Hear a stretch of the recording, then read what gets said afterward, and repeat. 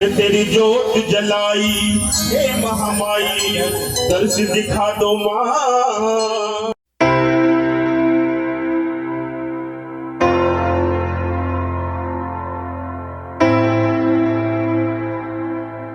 एक चिंतन किया जब महात्माओं से संतों से बार बार सुना 84 लाख योनियां हैं और 84 लाख योनियों में मनुष्य का जीवन सबसे श्रेष्ठ है। तो आज आध्यात्म को विज्ञान से जोड़ा गया, तो कहीं ना कहीं विज्ञान में भी ऐसी बात तो जरूर होगी। जो हमारे शास्त्रों में है वो विज्ञान में ना हो, ऐसा नहीं हो सकता। विज्ञान में जब हम शोध करते हैं तो रिसर्च कहते हैं। रिसर्च तो सर्च तो पहले हुई होगी ना, तभी तो रिसर्च हुई। पहले कुछ होगा तभी तो वो दोबारा उसका अन्वेषण किया गया। तो हमने चिंतन किया और चिंतन करने के बाद उसकी कृपा से, महाराज जी आप थोड़ा सा ज्यादा ध्यान दें क्योंकि आपने वेदों का अध्ययन किया है। मैं एक वैज्ञानिक बात आध्यात्म में जोड़ रहा हूं। हमने एक बार विचार किया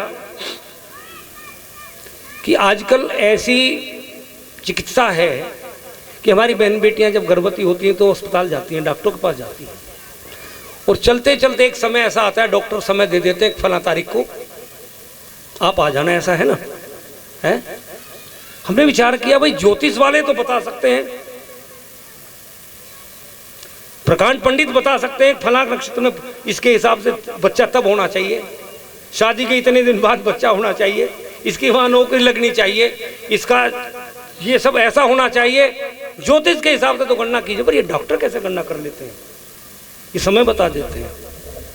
हम किसी बहुत बड़े डॉक्टर से मिले, उसने बताया कि ऐसा है कि हमें गणना करते हैं एक स्वस्थ बच्चे का जन्म 275 दिन में होता है, 9 महीने में। बच्चा स्वस्थ हो तो कोई परेशानी ना हो तो 9 महीने में। अच्छा, उसकी गर्भावस्था की उससे गणना करके हम तारीख दे देते हैं फला समय बच्चा होना चाहिए, फला दिन।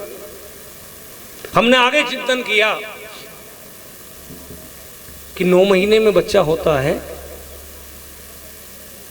तो इसका कहना है, क्योंकि मोबाइल में गणना हो जाती है, वो 1 मिनट के लिए मोबाइल ऑन करें। एक दिन में कितने घंटे होते हैं बताते रहो, मैं थोड़ा कम पढ़ा लिखा हूं। 24। 1 घंटे में कितनी मिनट होती हैं और 1 मिनट में कितनी सेकंड होती हैं, तो एक दिन की सेकंड बनाओ। 24 गुणा 60 गुणा 60, 24 गुणा 60 गुणा 60, गुणनफल आया 86,400। एक दिन की सेकंड। अब सेकंड क्यों बनाई बताऊंगा वो भी कि बच्चे का जन्म 275 दिन में होता है। 9 महीने में जब कैलेंडर में देखते हैं तो 275 दिन आ जाते हैं। अब एक दिन की सेकंड हुई 86,400 और डॉक्टरों के हिसाब से बच्चे का जन्म होता है 275 दिन में। तो 275 दिन में कितनी सेकंड हुई, इसको 275 से गुणा करो। जब हम पढ़ते थे हम तो जबानी पहाड़े कर लेते थे याद, अब तो कैलकुलेटर पर करते हैं बच्चे, इसलिए कहा ये ऑन करो। कितना आया,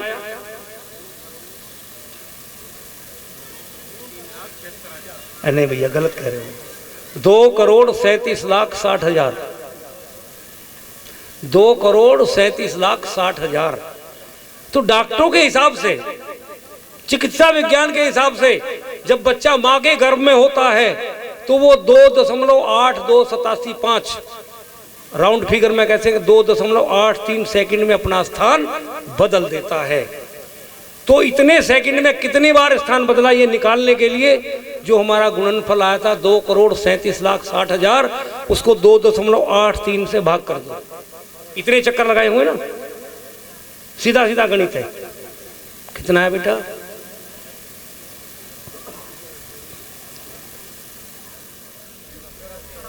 83,97,759 यानी 84 लाख।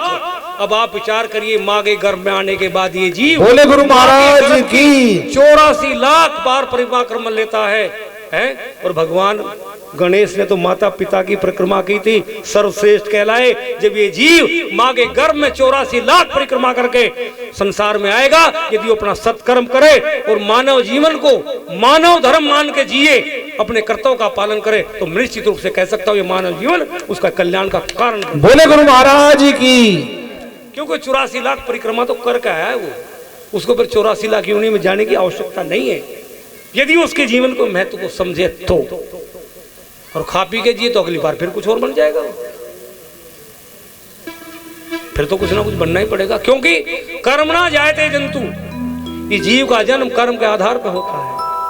और आत्मा जायते सुतरे संस्कारम उच्यते, आत्मा जब पैदा होती है, जब शरीर धारण करती है, तो ब्राह्मण के घर में हो, क्षत्रिय के घर में हो, वैश्य के घर में हो, कंस के घर में हो, वो शुद्र होती है। उस घर को अछूत माना जाता है, उस घर में पूजा पाठ तक बंद हो जाती है। जब बच्चे का जन्म होता है ना, मंदिर नहीं जाओगे, पूजा नहीं करोगे, शुद्र। संस्कारम उच्यते, संस्कार करने के बाद उसको स्थापित किया जाता है। पहले नामकरण संस्कार, पहले 2 संस्कार तो गर्भ में ही हो जाते हैं।